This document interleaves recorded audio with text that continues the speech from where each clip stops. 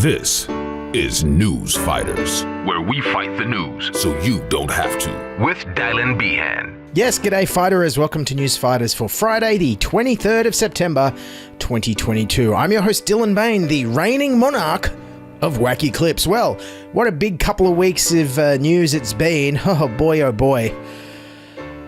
Of course, sadly, this has been the biggest story. Shoppers got more than they bargained for after a seagull found itself a new home in the laundry aisle of a Woolworths last night. The bird made its way inside the store, perching itself fittingly on top of the duck toilet cleaner. No, seriously though, that was actually a big news story on the 6 o'clock news on Channel 7 on the 7th of September.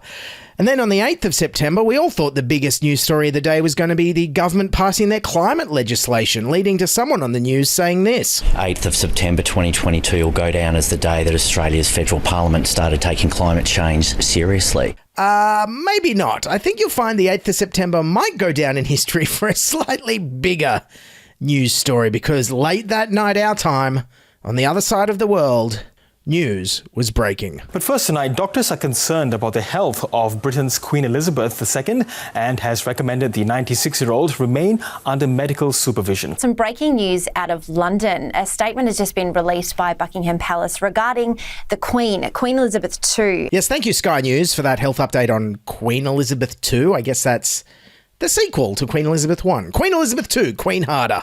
Anyways, health issues. Did the Queen even get paid sick days? I hear she's been on a rolling short-term contracts for the last 70 years and she's just about to get made a full-time employee. Isn't that typical? Besides, the Queen couldn't possibly be sick. I mean, just the day before, the media was saying she was fine and in good health. And the Queen has been seen in her first public appearance since July. Her Majesty greeted the UK's new Prime Minister Liz Truss at Balmoral. The Queen was smiling and supported herself with a cane because of mobility issues, but otherwise looking very well. Their encounter was brief, but the 96-year-old monarch appeared in good spirits. Yeah, because you look at these photos and she, smiling. The palace is assuring everyone that the Queen isn't in hospital. It is nothing like that. The 96-year-old is simply continuing to suffer from these mobility issues. I mean, that language, mobility issues and a constant smile. Last person I know who had mobility issues and a constant smile on their face was Bernie from Weekend at Bernie's. Welcome to Bernie's Place. Hey, Bernie! Ladies, hello! Where the parties are to die for. So anyways, with the announcement that the Queen was ill, the BBC immediately sprung into 6 hours of rolling coverage of her gate. And that is the entrance to the Queen's estate in Aberdeenshire, Balmoral Castle. There's the main entrance to the estate. There seem to be a lot of vehicles coming out of Balmoral Estate, but I haven't noticed very many going in. No. That is the scene at the entrance to the estate. We are looking here at images of Balmoral Castle. This is the entrance to the estate. So there we are, the gates of Balmoral. As you said earlier, we've seen plenty of cars and vehicles leaving. We haven't seen many going in. We're looking at the main entrance to the estate there. The gates to the Balmoral estate, these main gates at the moment remain closed. Just see another police car going through the gates there of Balmoral Estate. Yeah, it's very nice of the BBC to actually care about the welfare of some people who live on a housing estate for once. Anyways, when they got sick of talking about the gate in the shot, the BBC decided they'd spend their time announcing that they have no news to announce, and they're waiting for some news to announce. That is the situation at the moment. We await any further news, but at the moment there is nothing further. We await any further news that Buckingham Palace chooses to share with us. We will wait for a statement, if there is a statement, when it comes. And we must now wait. And as you said, we now must wait along with everybody who is watching us. And then to await a further statement from the palace whenever that comes. We have no guidance on that. Well, we just must wait for any further information. And we just await whatever further news may emerge. And I stress the word may. But we are waiting too, I think it's fair to say, for further news from the medical team at Buckingham Palace. We are waiting to see if there'll be another statement. We don't know. but there may be a statement. It would be nice to have a statement from the palace saying that the Queen has improved and that she feels better, but we have no idea when the next statement will come. Then at 6:30 p.m. London time, or 3:30 a.m. here, the news broke of the Queen's death. Then at about 16 minutes later, it broke on ABC News 24, where they interrupted a story about an Indigenous death in custody to remind us about another vestige of colonisation. Town-based policing is hands-on all the time, and there have been officers who have come in from major centres, and they take that hands-on stuff to remote communities.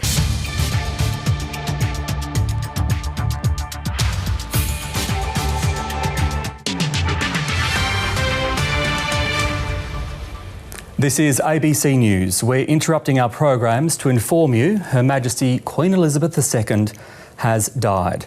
Yes, even though it was the middle of the night, the ABC's well-rehearsed, finely tuned operation, which took years of planning, kicked into action with a live cross to London. We'll go live to Buckingham Palace and the ABC's Steve Kinane. Steve, what is the feeling like there today?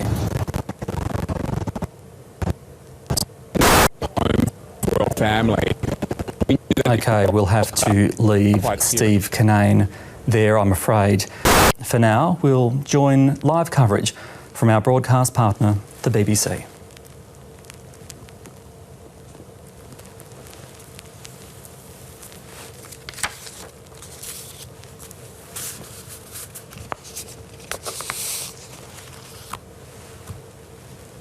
Yes, I know we were supposed to have a minute's silence for the Queen's death, but not like during the announcement of the Queen's death, which is what happened right there. Anyways, clearly the news had been anticipated because ABC News Breakfast Michael Rowland and Lisa Miller started their show 2 hours early at 4 a.m. Good morning, and it's a solemn morning too. Her Majesty Queen Elizabeth II has died. Her Majesty died at Balmoral Castle in Scotland with her 4 children and Prince William by her side. I think it's time to take a moment to pause and reflect on the enormous contribution this woman has made to world history over the 70 years she was on the throne. She has been this symbol of stability, this symbol of calm. Yes, a symbol of calm, unlike Michael Rowland, who, let's be honest, was just too goddamn perky considering it was 4 a.m. and our head of state had just died. I expected him to say, yes, the Queen has just died, and coming up in the studio, Human Nature to talk about their new tour. Over on CNN, they seemed equally as unprepared as the Australian media. This is CNN Breaking News. I want to go straight to London. I want to bring in CNN Royal correspondent Max Foster outside Buckingham Palace. Max, what are you learning? The Queen has died, very sadly. She died peacefully at Balmoral this afternoon. The King and Queen Consort were referenced there to Charles. He automatically becomes King, will remain at Balmoral this evening and will return to London tomorrow. I'm just going to look at another email I just received. If there's any extra there. No. Yes, great time to read all the emails. Oh, wait, here's another email from a Nigerian prince. Oh, seems he's died too and wants to give me a bunch of money. Should I open that and read it on the TV? Meanwhile, on the UK's ITV, their news anchors just couldn't get their heads around the fact that the gender of the monarch had suddenly changed. Just interrupt you because we just had a statement from His Majesty the Queen. I should read it to you. It's literally just been issued by Buckingham Palace. So it's from His Majesty the King. A statement from His Majesty the Queen. A statement from His Majesty the King. You can see that even those of us who have followed this for a long time can still make those mistakes. His Majesty the Queen. The King. His Majesty the King. Surely there should be a grace period on this. Isn't there like 3 months where we can just call Charles whatever gender we want? Or even just call him Elizabeth still? Just 3 months. Come on. It's going to take a bit of getting used to. And meanwhile, over on Sunrise, Mel and Koshy decided to add some drama to their announcement of the Queen's death with some epic movie trailer soundtrack music. Hello, Australia. You are waking up to the sad news that the Queen has died. It's the day we knew was inevitable, but had hoped would never come. Then at 6:30 a.m. our time, our Prime Minister Anthony Albanese finally addressed the nation. Like a robot. Good morning. With the passing of Queen Elizabeth II, an historic reign and a long life devoted to duty, family, faith and service has come to an end. This is a morning of sadness for the world, for the Commonwealth and all Australians. Well, I haven't seen a tribute that wooden since Pinocchio. Oh, no, wait, actually, Pinocchio at least got tears in his eyes. And so with the news of the death of Queen Elizabeth still fresh, the media decided to jump into action and do what they do best. Traumatise people on the street by telling them the Queen is dead. My Queen has passed away. Oh no, I haven't. Oh my God. I'm so sorry to tell you that she passed away. Oh God, oh that's awful. Oh, that's really sad. She's a great lady and I'm really upset. That's really awful. No, you got me joking. Sorry to tell you that she has passed away. Oh my God. Yes, good job, media. While you're at it, why don't you tell them their pets have died and their parents never loved them? Yeah, if it was me, I wouldn't have believed the reporters anyway. I've seen too many episodes of Billy on the Street. Sir, did you hear that Madonna died? No, I didn't. Yes. Any thoughts? Is this for real? I swear. Sir, did you hear that Madonna died? Yeah, I did. Okay, thank you. Anyways, with no new news or announcements from the palace, the TV media decided to just go out and interview everybody on the street they could, leading to these slightly jarring interactions of people who didn't quite know how to react properly. We freaked out when we found out that the Queen died, honestly. Literally stopped on the corner and screamed about it for 5 minutes. Yeah, it was crazy. Really excited, but really sad. She lived a pretty awesome life, didn't she? I mean, she went through a fair few things in life. I wonder how many corgis she said. And as it rolled into the late evening at Buckingham Palace, the BBC sent down an interviewer to chat to mourners live on TV. What could possibly go wrong? This is Mark. Mark, you're originally from South Africa, but you're an Australian national citizen, and you're here now. Why? Just on holiday, actually. But in terms of here at Buckingham Palace, why did you want to be here? I came home after a work event and I turned on the TV and I saw you. And I thought, hold on a minute, something's happening here. So I came down to see this, be part of it. I'm sure I'm not the reason why you came here. I mean, this event. Yeah. And realising that people were here and you wanted to be here as well? Yeah, I did, yeah. 5-minute walk. Yes, nothing like paying your respects because you've been at the pub all night and it's a 5-minute walk away. Now that's devotion. Meanwhile, back in Australia as the news broke, almost every living ex-Prime Minister saw the death of Her Majesty as the perfect excuse to get their face on TV one more time, including former leader of the Republican movement and ex-PM, Malcolm Turnbull. What an amazing life. What amazing leadership. And it is the end of an era. Yes, Turnbull there, of course, was actually choking up over the fact he never got to fire Her Majesty 20 years ago. Former Prime Minister Scott Morrison paid tribute to the Queen by talking about what a smart horse Winks was. And as I understand it, you presented her with a book about Winks, is that correct? Yes. It is. It was the tip I got from John Howard. Now, I'm not particularly a big horse racing person, but she is, and she loves it. And so John gave me that tip, and I had an autographed, not by Winks, of course. I had a book by biography which had been signed by the author, and so I presented it to Her Majesty, and she quickly pulled it out and was flicking over the pages and the pictures. She adored Winks, and we joked that while it was a biography, that Winks was probably the only horse that could have written an autobiography if that was possible, because how great she was. Yes, I'm with Scott Morrison. What an absolute tragedy that Winks the horse never fulfilled her ambition of becoming one of Australia's top authors. We all knew she could do it. John Howard's tribute to the Queen, of course, just wound up with him talking about cricket. But I did share some happy moments with her on the morning of the second test at Lord's a couple of Ashes series ago, and I'm very happy to report that during the time that was there, 2 English wickets fell, and I was disappointed when she left. But more and more I get the feeling that John Howard only became Prime Minister so he could become friends with Don Bradman.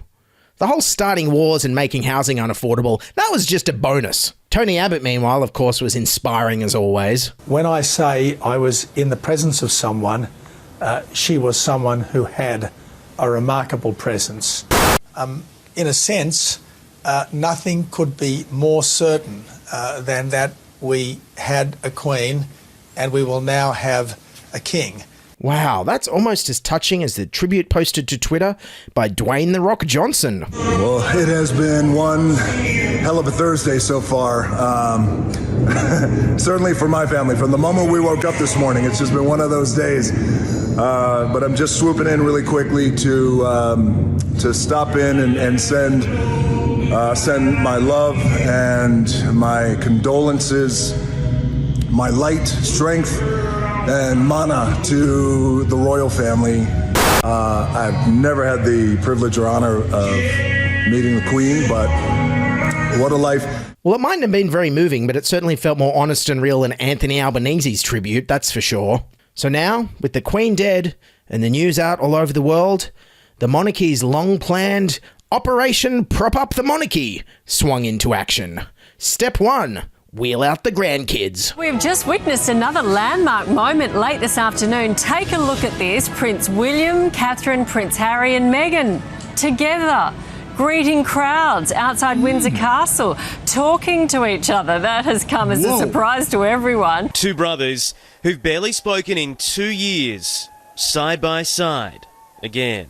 Yes, the media, of course, completely shocked that two brothers would meet up when their grandmother dies. I mean, what are the odds of that happening? Yes, it was two princes standing before you saying, let me keep my job now. One has Spotify in his pocket. The other will sell the Saudis rockets. Just go ahead now. Then, of course, the next order of business was the king ascending to the throne. And boy, oh boy, what an ascension it was. Best ascension I've ever seen, hands down. And it was carried live on ABC TV on a Friday night in primetime instead of Gardening Australia, where, surprisingly, it actually got lower ratings. I guess people are more interested in watching Costa rejuvenate a tired old outdated compost heap than they are in watching a tired old outdated compost heap ascend to the throne. For the first time in 70 years, a new monarch has been proclaimed in Britain, an ancient tradition normally held in private, but on this occasion broadcast to the world. Do faithfully promise and swear. A 1,000-year-old ceremony seen by the public for the very first time.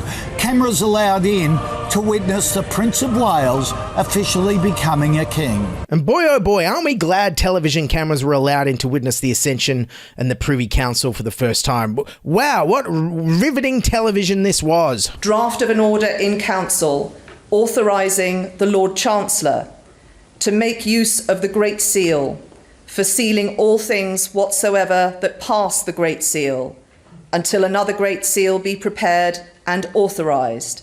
Approved.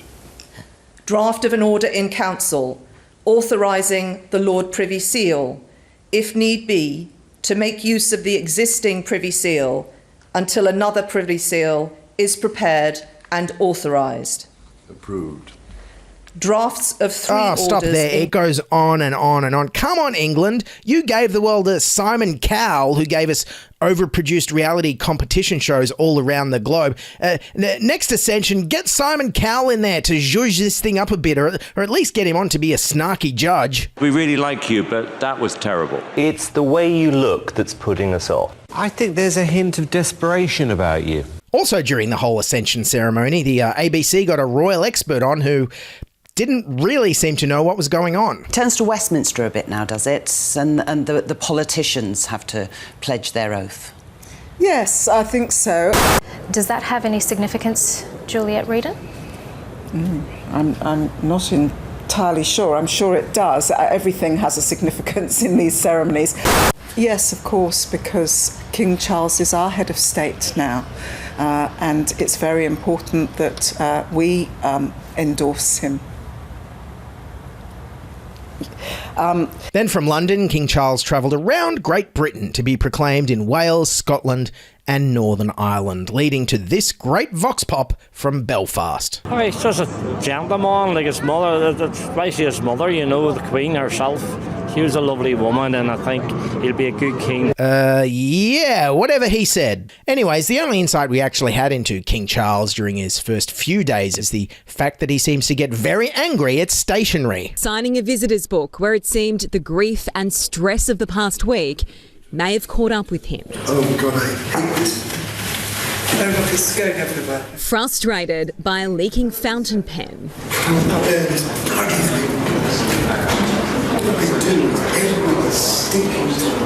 It's the second time in days he's been visibly annoyed, previously telling an aide to get rid of a pen holder cluttering his desk. Oh, great. We've gone from having, like, the world's most elegant grandma as our head of state to now having, like, an angry uncle. Nobody give this guy a smart speaker or an iPad for Christmas. He'll never settle down. Oh, yes, and in case you weren't paying attention, he's also King of Australia. 6 decades after he was proclaimed a prince, Charles is now officially King of the United Kingdom and Australia. Do now proclaim Prince Charles Philip Arthur George to be King Charles III, by grace of God, King of Australia. Charles is the King of Australia? Wait a second, I didn't vote for this. And I mean it, I really didn't vote for this. I voted for us to become a republic at the 99 referendum. Anyways, the Queen's coffin was moved to London, where she was due to lie in state for 4 days of public viewing, which of course gave birth to the most British thing imaginable, the queue. We know the Brits are great queuers, but this is one huge queue. The line stretches back as far as the eye can see, and it's such a British sight in a way, given our nation's fondness for queuing. And it's a great feeling of British queuing mentality. It is really hard to give you an idea of the sheer scale of this queue. Now, this is the queue before you get into the official queues. How do you change a nappy in that line? No. How do you change your own?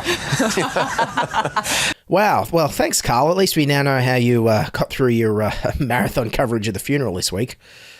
Anyways, with hundreds of thousands of people queuing up for kilometres in central London to see the Queen's coffin, it was inevitable that even celebrities would be spotted, like British soccer star David Beckham, who got a new nickname out of this. Soccer superstar David Beckham. He came here to Southwark Park, he got a wristband like everybody else and queued up for 12 hours before he finally made it into Westminster Hall.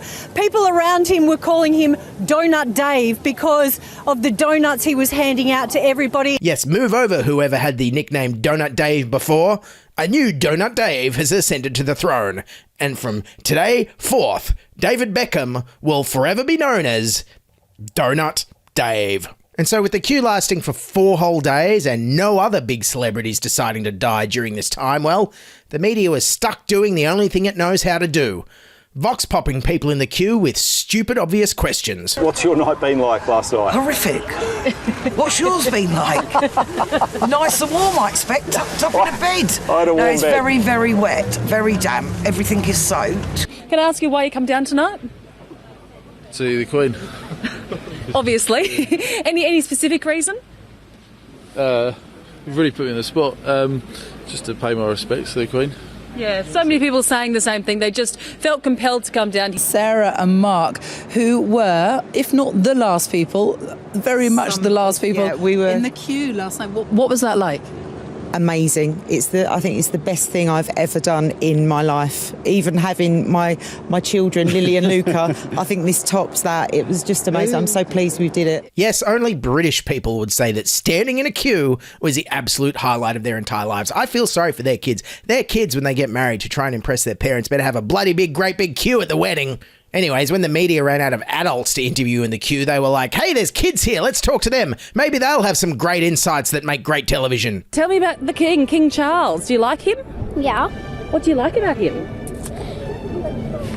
Is he cool? Probably. Who is your favourite of the royal family members? Well, I'm not sure. I like them all, but when I grow up, I'm going to be a doctor. Can you say g'day, mate? G'day, mate. Oh, g'day. Are you an Australian? No. Yes, in fact, Channel 7's obsession with annoying the hell out of people didn't stop there.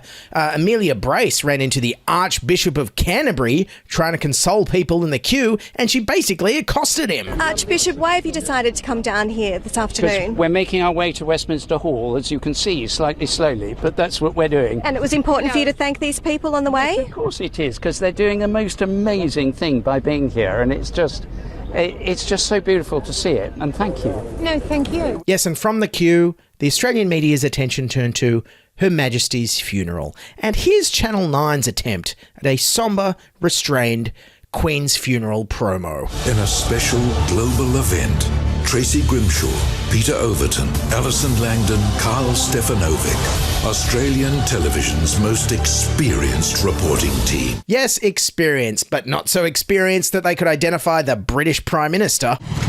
Who's this? No, hard to identify. Maybe minor royals, members of the... I can't identify them at this point. We can't spot everyone, unfortunately. They look like they could well be local dignitaries. It's hard to see. We're looking at the backs of their heads mostly. But I think we are now getting to the pointy end, as they say, of the... I'm just told that was Liz Truss, the new Prime Minister. Yes, and it didn't stop there. Channel 9's experienced crack journalism team also offered great insights like this. You know, you go to a loved one's funeral, and don't you always wish that you'd said that, you know, that they were there? Yeah. Don't you think people should have their funerals before they die so they can hear how everyone loves them?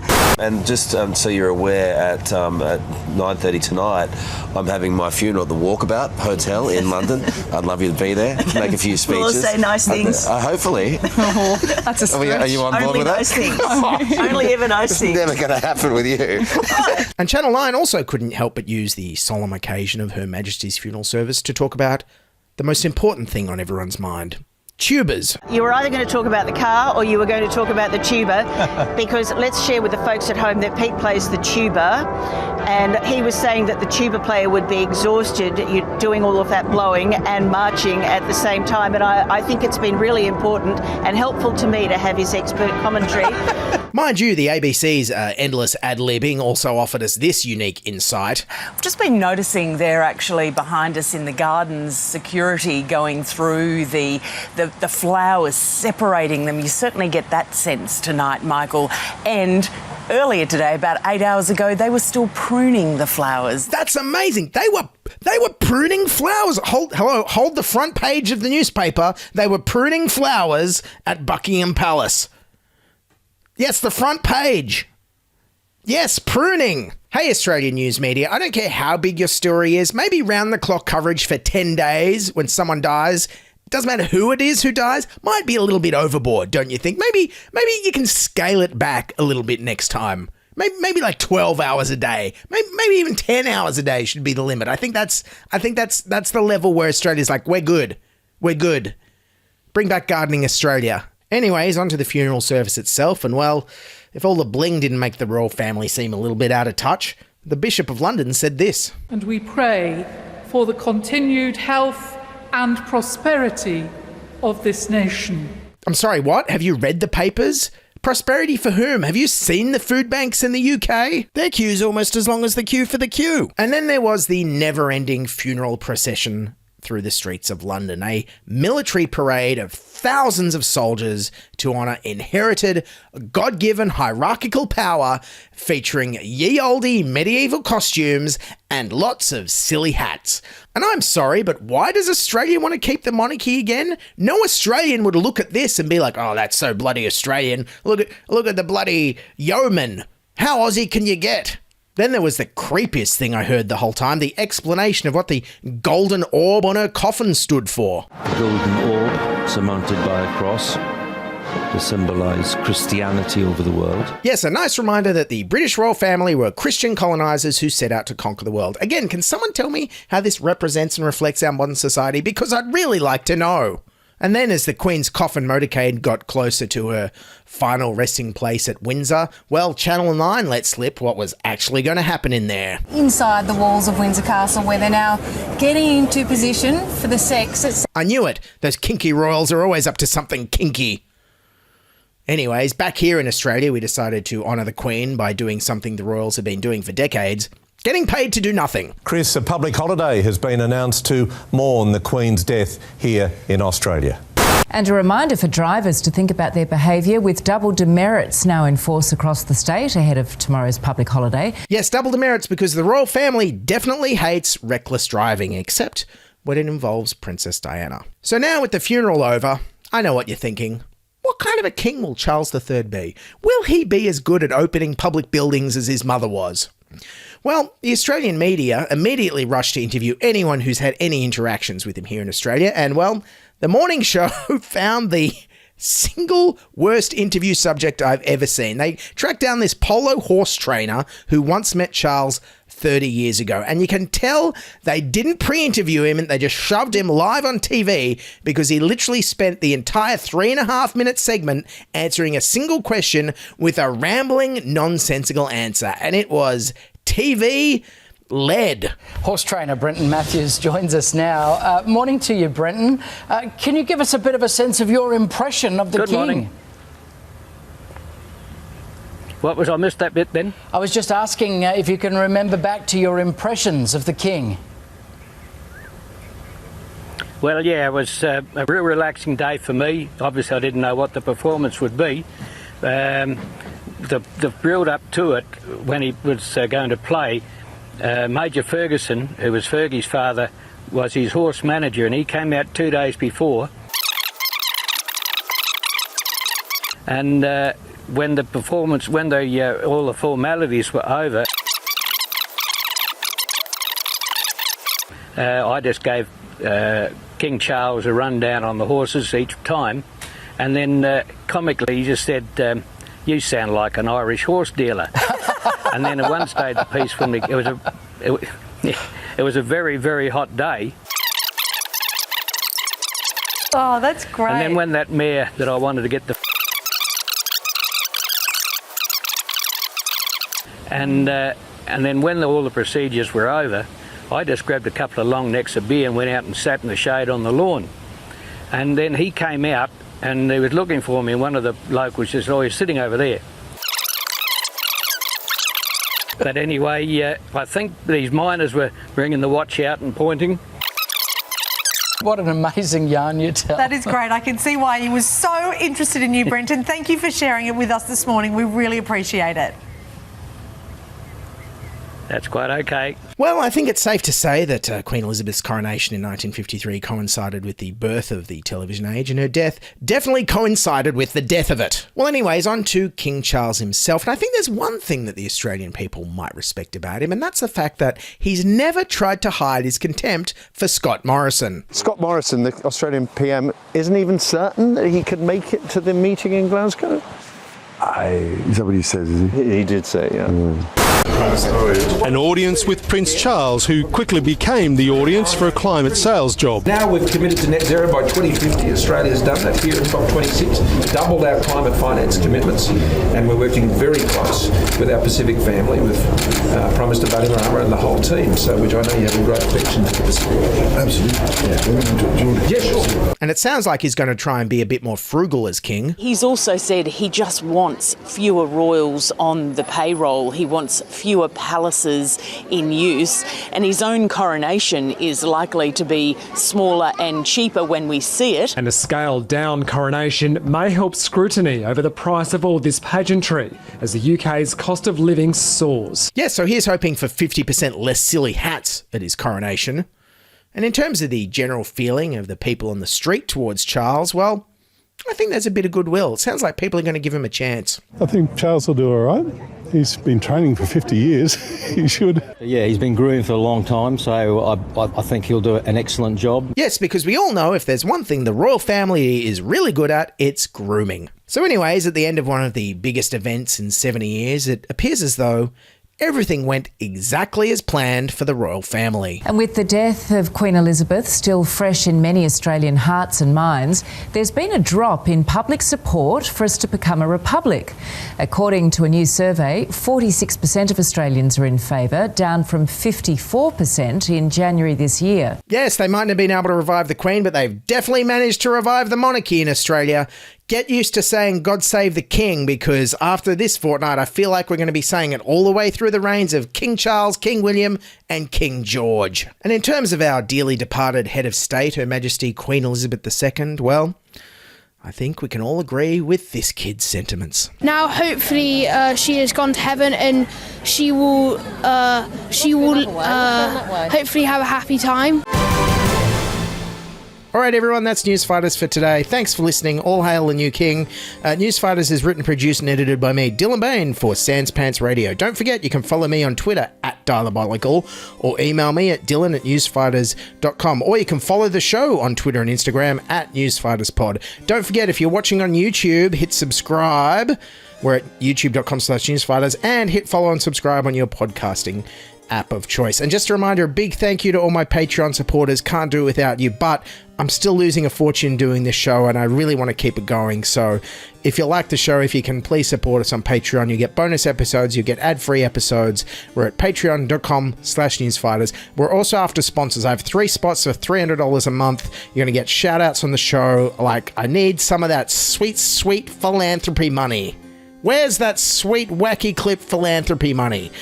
Hit us up. If I can get 3 sponsors at $300 a month, I can basically pay myself minimum wage 2 days a month and not the 50 cents an hour I paid myself last year. So yes, there's those $300 a month spots are on our Patreon at patreon.com/newsfighters, or you can email me, sponsors@newsfighters.com, or you can buy me a coffee at buymeacoffee.com/newsfighters. And also a reminder, we don't advertise on Facebook, even though we're on there. So if you want to keep up to date with the show, please sign up for our free newsletter at newsfighters.com. And all these links are in your show notes. If you like the show, please tell your friends, rate us on Spotify, or rate us and write us a review on Apple Podcasts. I would greatly appreciate it. In the next week, I'm going to have our September bonus episode coming out. It's going to be great. It's going to be a video exclusive on our Patreon of a bunch of wacky clips and stuff that didn't make the show. So please, for our Patreon friends, jump on board and make sure you check that out. But it'll be up before the end of the month. Otherwise, I'll see you all in a fortnight. Keep fighting. Long live the king, and bye for now. This is Newsfighters, where we fight the news so you don't have to. Oh, he's just a gentleman, like his mother, it's basically his mother, you know.